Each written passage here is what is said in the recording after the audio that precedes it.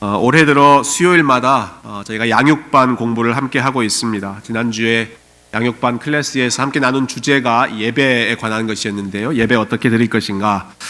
그 내용을 준비하면서 제가 오래전에 들었던 그 질문이 생각이 났습니다.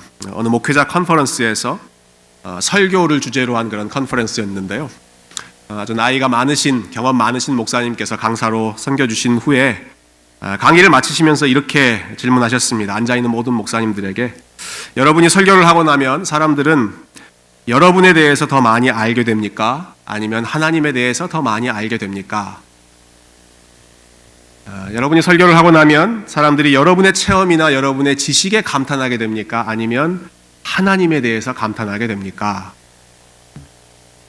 예배는 우리가 하나님만을 높이는 시간이고, 사실 설교는 하나님이 어떤 분이신지를 드러내는 시간인데, 자칫 잘못할 때 예배가 하나님보다 사람이 더 앞세워지고 또 사람에 대한 기억이 더 오래 남게 되는 그러한 안타까운 현실을 지적하시면서 저희에게 생각할 질문을 던져주셨던 것이죠. 설교를 준비하면서 그 질문을 역시 저의 기도 제목으로 삼고 기도하며 오늘 말씀 준비했습니다. 제가 준비한 이 부족한 설교가 오늘도 하나님이 어떤 분이신지만 드러내고 사람에 대한 생각이나 어떠한 다른 것도 아니고 하나님만을 더 크게 보여줄 수 있는 그런 귀한 도구로 사용될 수 있기를 소망하고, 말씀을 함께하는 저와 여러분 모두가 이 말씀을 통해서 우리 하나님이 어떤 분이신지를 더 깊이 알게 되기를 주님의 이름으로 축원드립니다. 지난주에 우리가 살펴본 말씀은 사울이 사무엘로부터 기름 부음을 받는 장면이었습니다.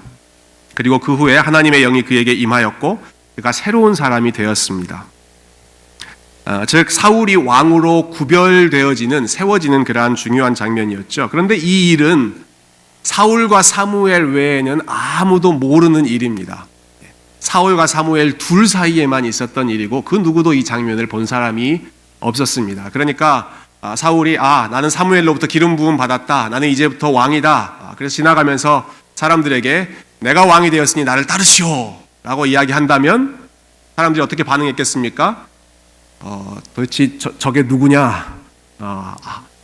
여러분 혹시 듣보잡이라고 하는 용어 아세요? 듣지도 보지도 못했던 그러한 이상한 사람이 자기가 왕이라고 설친다, 이렇게 이야기했겠죠. 그렇기 때문에 사울은 사무엘 앞에서 개인적으로 기름 부음 받는 것뿐만이 아니라 온 백성이 보는 앞에서 공개적으로 왕으로 세워져야 할 필요가 있었습니다. 오늘 본문이 그 내용을 설명하고 있는데, 이 과정을 위해서 하나님께서 준비하셨던, 또 사용하셨던 방법은 제비뽑기였습니다. 일종의 추첨을 통해서 이스라엘의 왕을 고르시는 것이죠. 아마도 사무엘이 다짜고짜 나셔서 사람들을 다 불러 모으고 나서 하나님이 어제 나에게 말씀하셨는데 이스라엘의 왕은 베냐민 지파의 사울이다 라고 말씀하셨다, 이제 사울을 왕으로 세우자라고 이야기한다면 그 말에 따르지 않을 사람들이 아마 많았을 것입니다. 자기 지파에서 왕이 선출되기를 바라는 사람들은 도대체 언제 하나님이 당신에게 그런 말씀을 하셨느냐, 믿을 수 없다. 이미 사무엘에 대한 권위를 인정하지 않는 그런 사람들이지 않습니까? 그러니까 그 말에도 신뢰를 하지 않았겠죠. 아마 자기들끼리 서로 치고받고 우리 지파에서 왕을 배출해야 된다, 서로 싸우는 그런 피를 흘리는 전쟁이 또 벌어졌을지도 모르겠습니다. 그래서 하나님께서는 인간적인 개입이 들어가 있지 않는 최소화되는 방법, 심지어는 사울의 어떤 선호도도 들어가지 않고 정말로 하나님께서 세우신 사람이라고 하는 것을 확인할 수 있는 제비 뽑는 방식으로 이스라엘의 왕을 하나씩 골라가시는 것입니다. 어떠한 과정으로 제비를 뽑았는지 그 구체적인 디테일한 내용이 나와 있지는 않습니다. 그렇지만 아마 한 지파씩 세우게 해놓고 이 지파가 하나님이 원하시는 지파인지 아닌지를 말씀해 주셨을 것입니다. 이스라엘의 유력한 지파들이 한 지파씩 앞으로 나왔겠죠. 유다 지파, 또 에브라임 지파, 므낫세 지파, 각각 세력을 많이 가지고 있었던 사람들이 기대감을 가지고 앞으로 나왔을 것입니다. 근데 그때마다 하나님께서 아니다, 이 지파는 아니다, 이 지파는 아니다, 통과하신 거죠. 그리고 마지막으로 그 당시에 가장 연약했던 베냐민 지파가 사무엘 앞에 섰을 때 This is the one, 바로 이 지파가 내가 왕을 배출할 지파다라고 말씀해 주셨습니다. 모여있는 사람들은 다 의아해했을 것입니다. 아니 베냐민 지파에서 왕이? 그리고 나서 계속 추첨을 진행합니다. 베냐민 지파 중에서 어떠한 가족, 그 다음에 어떠한 가족 계속 좁혀 들어가면서 마지막에는 사울, 이 사람이 앞으로 너희들을 다스릴 왕이다라고 하나님께서 말씀해 주셨습니다. 즉 개인적으로 사무엘 앞에서 기름은 부음을 받았던 이 사울이 이제는 온 백성들이 보는 그 공개적인 자리에서 하나님의 지명을 받아서 왕으로 인정되는 그런 순간이죠. 아마 사람들은 사울이라고 하는 이름을 처음 듣고 저 사람이 누구냐 서로 웅성거리면서 찾아 나섰을지 모르겠습니다. 그런데 사울이 갑자기 보이질 않았습니다. 사람들이 하나님께 질문했죠. 도대체 사울이 어디 갔습니까? 여러분 22절 말씀 한번 다시 보실까요? 22절 보시면 그러므로 그들이 또 여호와께 묻되 그 사람이 여기 왔나이까? 여호와께서 대답하시되 그가 짐 보따리들 사이에 숨었느니라 하셨더라. 사울이 지금 어디에 있습니까? 짐 보따리에 숨어 있습니다. 모든 사람들이 기다리고 있는 상황인데 짐 보따리에 숨어 있습니다. 그럼 한번 이 장면을 상상해 보시면 굉장히 우스꽝스러운 장면입니다. 사울이 얼마나 등치가 큰 사람입니까? 아주 거구의 사람이 자기 모습을 보여주고 싶지 않아서 드러내고 싶지 않아서 짐 보따리 뒤에 어디 한번 숨어보고 싶은데요. 숨어서 자기의 그 몸을 감추고 있는 것이죠. 앞에 나서려고 하지를 않고 앞에 나서는 게 부끄러운 것입니다. 왕이 되어서 기쁘고 흥분되고 기대되는 것이 아니라 그 사람들 앞에 설 수 없는, 서고 싶지 않은 그러한 부끄러운 마음을 보여주고 있는 것이죠. 왜 이렇게 사람들 앞에서 숨고 싶었을까? 그것은 사울이 자기 자신을 가장 잘 알았고 자기 지파를 가장 잘 알았기 때문입니다. 그 현장의 분위기가 어땠는지를 잘 알았기 때문이죠. 모두가 왕을 기다리고 있는 이 상황에서 자기네 지파에서 왕이 배출되고 그리고 자기 집에서 자기가 왕으로 선출되었을 때 사람들이 그것을 어떻게 바라볼지 어떻게 생각할지 너무 잘 알고 있었기 때문에 사람들 앞에 자신이 없어서 나가지를 못하는 것입니다. 여러분 혹시 요즘에 사람들이 자주 쓰는, 특별히 젊은 사람들이 말을 줄여서 쓰는 표현 중에 갑분싸라고 하는 표현을 혹시 아십니까? 갑분싸, 앞불싸가 아니고요. 갑분싸, 이 말은 갑자기 분위기가 싸해진다. 설교 끝나고 이런 것만 기억하시는 분들이 또 계세요. 갑분싸, 이거 아니고 우리는 하나님이 어떤 분이신지를 알아가는 게 목표입니다. 갑자기 분위기가 싸해지는 것이 아마 이 상황이었을 것입니다. 모두가 흥분감 가운데 누가 왕이 될까? 누가 왕이 될까? 기대하고 있는데 베냐민 지파 사울이라고 당첨자가 나왔을 때 분위기가 싸해지면서 도대체 베냐민 지파에서 사울은 듣도 보지도 못했던 이름인데 도대체 누구냐 그 사람이. 분위기가 좀 싸해지는, 전혀 예상하지 못했던, 예측하지 못했던 사람을 하나님께서 의외로 발굴하시는 것이죠. 아무도 생각하지 못했던 사람을 하나님께서 선택하시는 것입니다. 그런데 사실 생각해보면 이렇게 하나님께서 예상치 못한 사람들을 선택하시는 것은 이번 사울이 처음이 아니라 이전까지 하나님은 항상 그러한 방식으로 일해 오셨습니다. 창세기를 우리가 읽다 보면 한 가지 흥미로운 현상이 나타나는데요. 여러분 창세기의 중요한 주제는 아브라함이라고 하는 믿음의 조상부터 시작해서 하나님의 복이 그 후손에게 흘러 내려가서 결국 그 후손들이 큰 민족을 이룬다라고 하는 것이 주제입니다. 그런데 그 과정에서 하나님께서 선택하신 사람들, 택하신 사람들의 면면을 보면 참 의외입니다. 흥미로운 사실이 발견됩니다. 아브라함이 첫 번째로 낳은 아들 누군지 혹시 기억하십니까? 처음 낳은 아들은 이스마엘이었습니다. 이삭이 아니라 이스마엘이라고 하는 아들을 처음 낳고, 그런데 하나님께서 아니 그 아들 아니다. 이삭이라고 하는 그 다음에 태어난 아들이 너의 후손이 될 것이다 말씀하셨죠. 이삭은 쌍둥이 아들을 낳았습니다. 에서와 야곱. 에서와 야곱 중에는 누가 복을 받습니까? 야곱이 복을 받습니다. 형이 아니라 동생이었던 야곱이 복을 받죠. 야곱 이후 창세기 이야기의 주인공은 야곱의 12아들을 중심으로 쭉 흘러갑니다. 그 중에 주인공이 누가 됩니까? 요셉이 됩니다. 요셉은 야곱의 아들 중에 11번째 아들이었습니다. 나중에 요셉이 아들을 낳고 또 야곱이 오랜 시간이 지난 후에 드디어 재회하게 되죠. 그래서 야곱이 요셉이 낳은 손자 두 아들 에브라임과 므낫세를 축복합니다. 그때 큰 아들 므낫세보다 작은 아들 에브라임을 더 많이 축복합니다. 그러자 아버지인 요셉이 당황해서 우리 아버지가 순서를 헷갈리셨나 보다 바로 잡아주려고 하죠. 아버지, 이 아이가 큰 아이들이고 이 아이가 작은 아들입니다. 그런데 야곱이 뭐라고 대답합니까? 나도 안다. 나도 아는데 하나님이 이 큰 아들이 아니라 작은 아들을 더 많이 축복하라고 하신다. 이런 굉장히 의외의 진행이 계속되고 있죠. 창세기에 반복되는 주제 중에 하나는 첫째는 no, 첫째는 아니다라고 하는 원칙입니다. 첫째는 아니다. 첫째가 아니라 둘째가 선택받고 첫째가 아니라 막내뻘에 해당하는 아들이 계속해서 선택을 받고 하나님의 역사를 이어가죠. 왜 그러시는 걸까요? 첫째들 서운하게 왜 이러시는 겁니까? 여러분 생각해보면 집에서 온갖 중요한 일 하는 사람들은 첫째이지 않습니까? 책임감 있게 부모님께 순종하고 착실하게 그 길을 걸어가는 사람들은 집안마다 예외가 있긴 하겠지만 대부분 첫째입니다. 이렇게 흥분하는 이유는 저도 첫째이기 때문에 그렇습니다. 저도 첫째이고 제 아내도 사남매 중에 첫째이고 저희 아버지도 구남매 중에 첫째이시고 첫째인데 왜 하나님이 이렇게 첫째를 차별하시는가?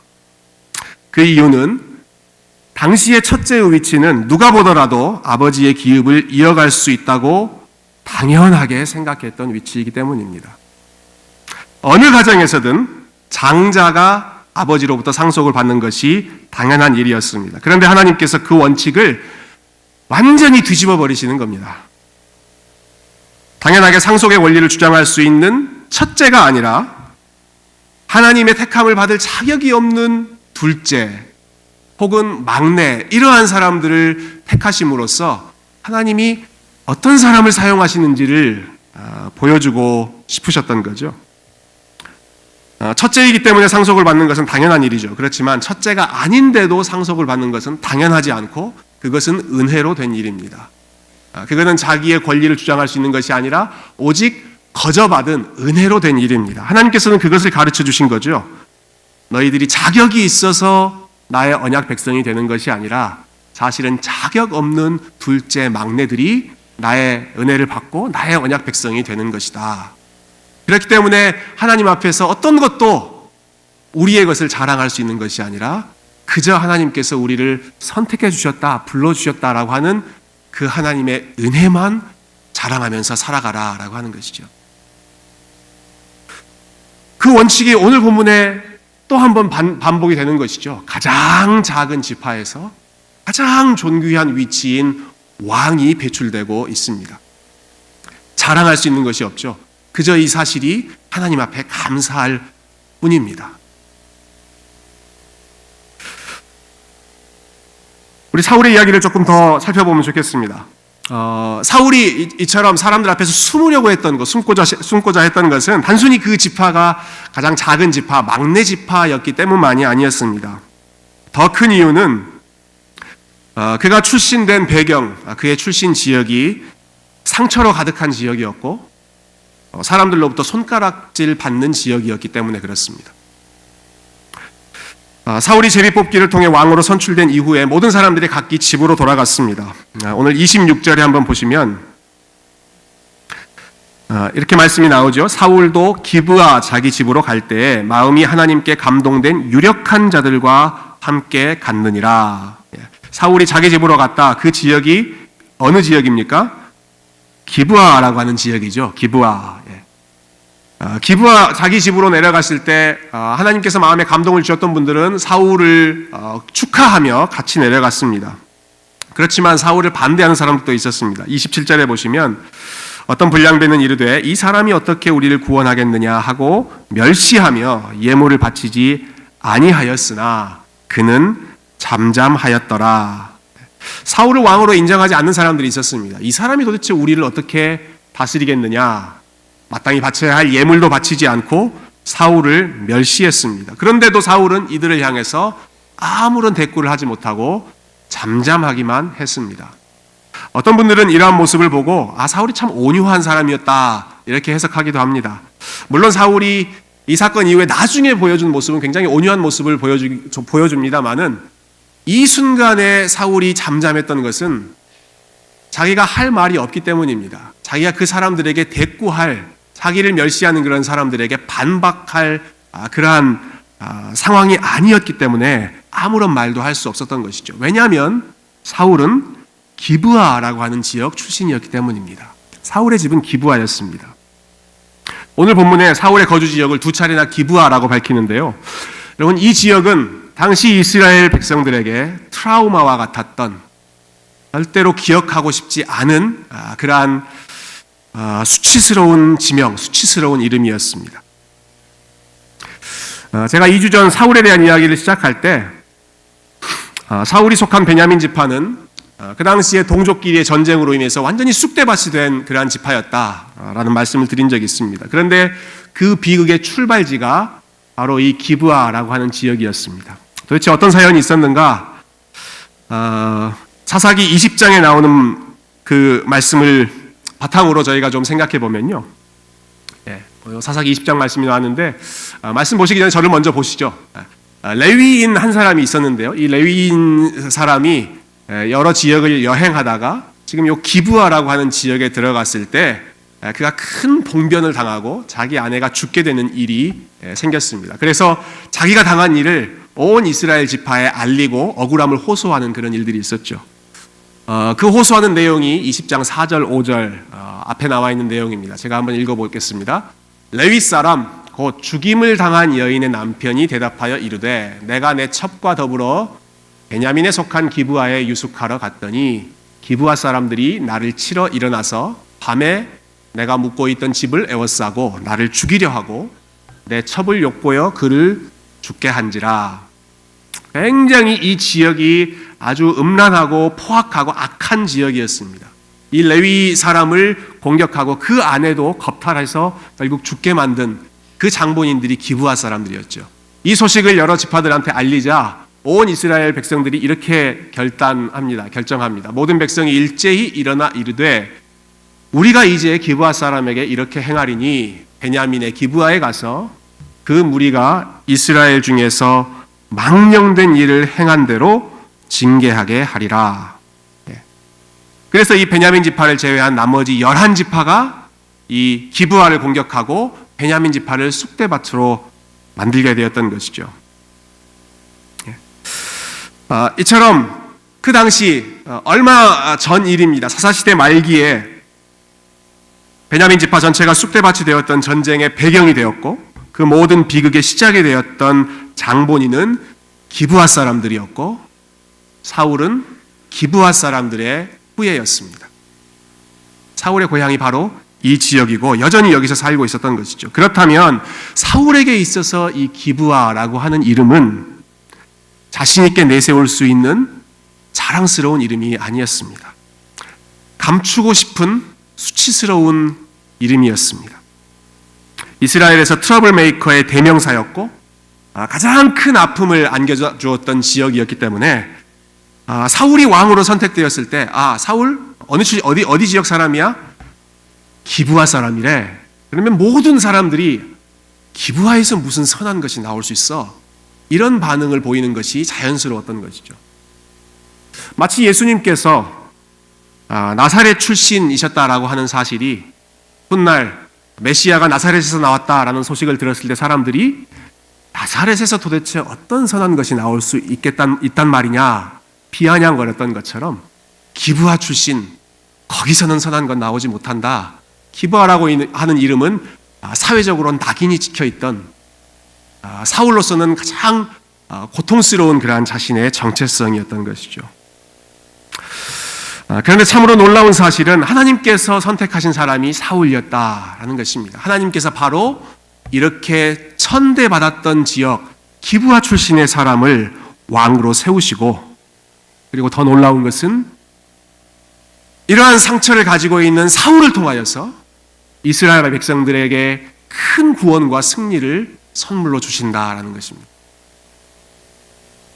우리가 읽지 않았지만 11장의 내용은 저희가 간단하게 좀 생각해 보면 좋겠습니다.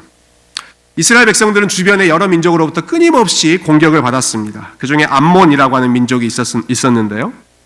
11장 1절 한번 보실까요? 11장 1절. 암몬 사람 나하스가 올라와서 길르앗 야베스에 맞서 진침해 야베스 모든 사람들이 나하스에게 이르되 우리와 언약하자 그리하면 우리가 너를 섬기리라 하니 암몬 사람 나하스가 그들에게 이르되 내가 너희 오른 눈을 다 빼야 너희와 언약하리라. 이스라엘 주변에 암몬이라고 하는 민족이 있었는데 그 지역의 왕 나하스라고 하는 왕이 이스라엘 백성들을 공격하기 위해 침공했습니다. 그런데 얼마나 포악한 왕이었는가 하면 이 사람이 내가 너희의 눈을 오른쪽 눈을 다 빼야 그제서야 너희와 언약을 맺겠다. 이것은 언약 맺지 않겠다는 것이죠. 내가 너희를 다 공격하겠다라는 것이죠. 힘을 앞세워서 그들을 침공하고 있는 것입니다.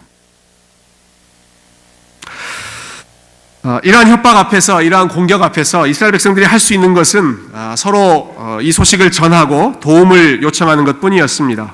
그래서 온 지역에 이 소식을 알렸습니다. 여러분 4절 말씀 한번 보시겠어요?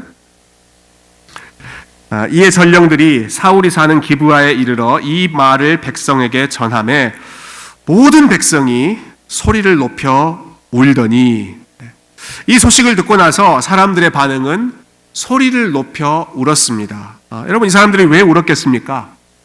이 상황이 너무 안타깝고 너무 분하고 원통하지만 할 수 있는 것이 없는 것입니다. 암몬 사람 나하스 앞에서 우리가 저 사람과 싸워봤자 이길 수가 없다는 것을 뻔히 알기 때문에 서러워서 우는 것밖에는 할 수 없는 것이죠. 그때 사울도 이 소식을 듣습니다. 우리 11장 6절과 7절 한번 같이 한번 읽어볼까요? 6절 7절 시작. 사울이 이 말을 들을 때 하나님의 영에게 크게 감동되매 그의 노가 크게 일어나 한 결의의 소를 잡아 각을 뜨고 전령들의 손으로 그것을 이스라엘 모든 지역에 두루 보내어 이르되 누구든지 나와서 사울과 사무엘을 따르지 아니하면 그의 소들도 이와 같이 하리라 하였더니 여호와의 두려움이 백성에게 임하매 그들이 한 사람 같이 나온지라. 이 소식을 들었을 때 하나님의 영이 다시 한번 사울에게 강력하게 임했습니다. 그러자 사울의 모습이 180도로 바뀌었습니다. 조금 전만 해도 진 보따리 뒤에서 숨어서 사람들 앞에 나서지 않으려고 했던, 자기를 감추려고 했던 사울이 하나님 앞에서 분연히 일어납니다. 자기가 몰던 그 한 쌍의 소를 죽여서 각을 뜨고 여러 12지파에 다 보낸 다음에 이 일에 나와 함께 동참하지 않는 사람들은 그들의 소가 지금 내가 보낸 이 소처럼 다 죽게 될 것이다 라고 경고하는 것이죠. 리더십을 발휘하기 시작하고 이 사울의 리더십에 감동되고 또 하나님께서 그 마음을 감동시킨 사람들이 사울을 두려워하고 하나님을 두려워하는 마음으로 이 일에 동참했습니다. 조금 전에 읽은 7절 말씀 마지막 부분에 보니까 온 백성들이 한 사람같이 나온지라. 한 사람같이 사울을 따라서 우리가 암몬 사람과 싸워보자라고 함께 나오는 것이죠. 이전에는 사울의 자격을 의심했고 사울의 출신을 업신여겼고 저 사람이 도대체 우리를 과연 구원할 수 있는 사람인가 비아냥거렸던 사람들이 한 마음이 되어서 한 사람이 되어서 사울의 리더십을 따른 것입니다.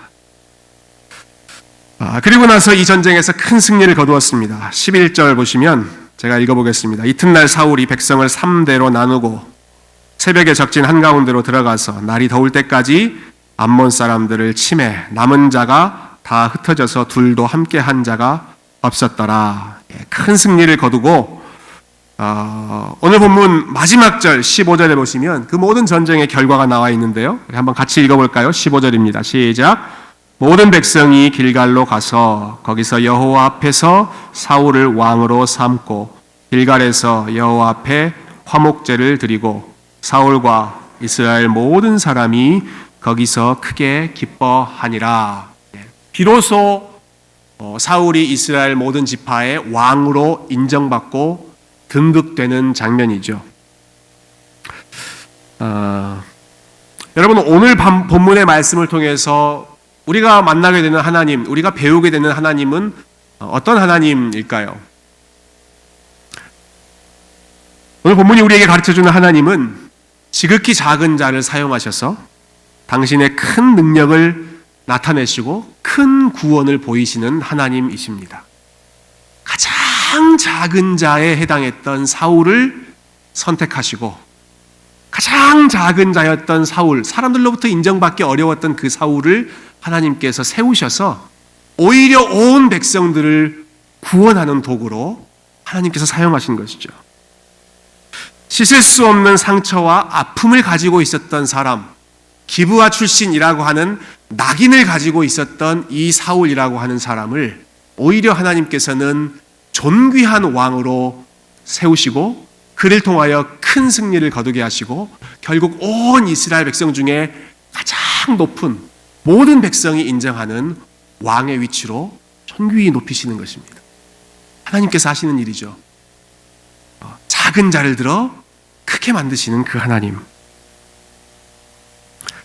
저는 오늘 말씀을 마무리하면서 오래전에 모세가 남겼던 유언 중에 한 부분을 여러분과 함께 나누고 싶습니다. 모세가 이스라엘 백성들을 40년 동안 이끈 후에 결국 하나님의 부르심을 받죠. 근데 부르심 받기 전에 이스라엘의 12지파를 하나씩 축복하고 그들에게 유언을 남기고 하나님의 부르심을 받습니다.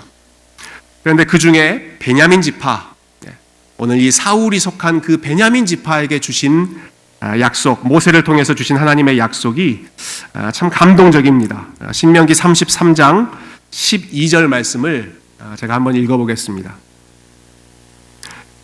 베냐민에 대하여는 일렀으되 여호와의 사랑을 입은 자는 그 곁에 안전히 살리로다.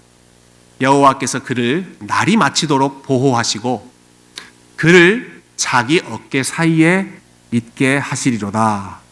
베냐민에게 주시는 말씀이죠. 여러분 베냐민이라고 하는 이름, 여러분 이 말씀, 이 구절을 우리가 좀 깊이 묵상해 봤으면 좋겠습니다. 베냐민이라고 하는 이름은 상처와 아픔으로 가득 찬 이름입니다. 그는 야곱의 막내 아들이었습니다. 그래서 베냐민 지파가 마지막 지파였다 말씀드렸죠. 야곱이 12번째로 낳은 아들이니까 노년에 낳은 늦둥이 아들입니다. 베냐민을 낳을 때 그의 어머니인 라헬이 죽었습니다. 산고로 인해서 죽었습니다. 그러니까 베냐민은 어머니 없이 성장한 아들이었습니다. 그에게 있었던 유일한 혈육, 마음을 의지할 수 있는 사람은 친형 요셉밖에 없었습니다. 여러분 아시지만 베냐민이 어렸을 때 요셉은 다른 나라로 팔려가지요. 그러니까 베냐민의 상황은 아버지는 나이 들어 힘이 없는, 어머니는 돌아가셔서 곁에 계시지 않는, 믿을 수 있는 형은 멀리 떠나가 버린 철천지 외로운 가장 연약한 사람이 베냐민이었습니다. 그 이후에 베냐민 지파의 삶 역시 우리가 조금 전에 간단하게 본 것처럼 기브아 지파에 일어났던 일, 또 베냐민 지파에 일어났던 일, 온갖 서름과 아픔과 상처가 가득했던 역사였던 것이죠. 그런데 하나님께서 베냐민을 향하여 뭐라고 축복하십니까? 여호와의 사랑을 입은 자는 그 곁에 안전히 살리로다. 베냐민아, 너는 저주받은 인생이 아니다. 너는 여호와의 사랑을 입은 자다. 말씀해 주시는 거죠.